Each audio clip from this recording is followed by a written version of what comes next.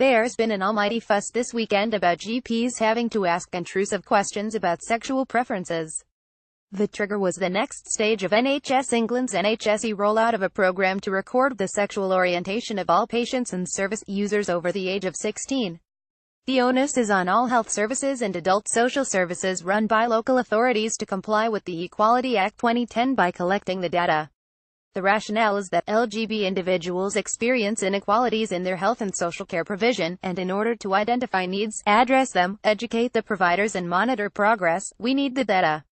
And there's good evidence that there is an inequality that needs to be addressed.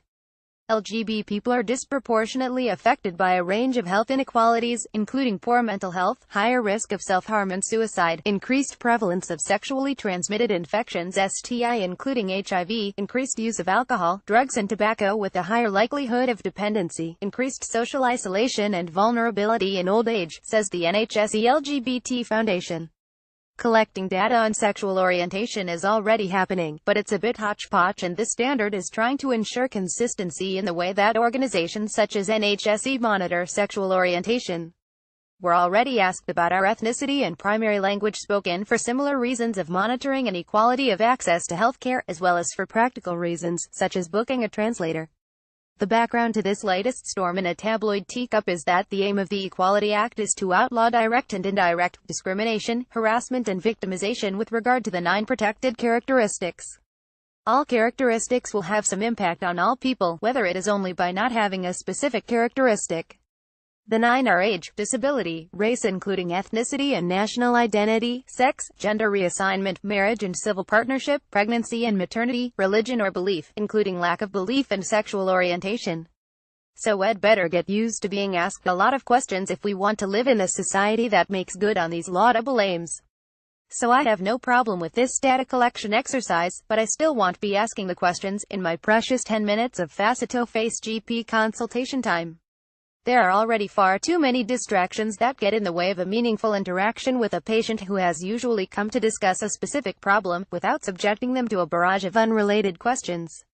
If you come into my surgery this morning to discuss erectile dysfunction, depression, back pain or your sore throat, to name some common ones, well, have a conversation that should include relevant important factors in your life: being pregnant, living with a disability, ongoing gender dysphoria, being lonely, experiencing bullying at work. These are all factors that may play a part in how you are experiencing poor health. Or not. Or you may not want to talk about it right now.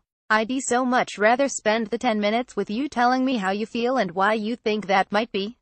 I don't want to have to fire a load of questions at you.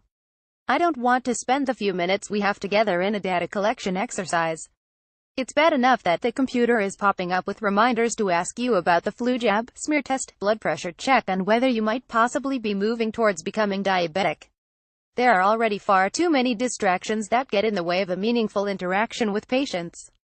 By the time the 10 minutes is up, I'm supposed to have recorded your sexual orientation, defined as the stated physical and emotional attraction a person feels towards one sex or another or both.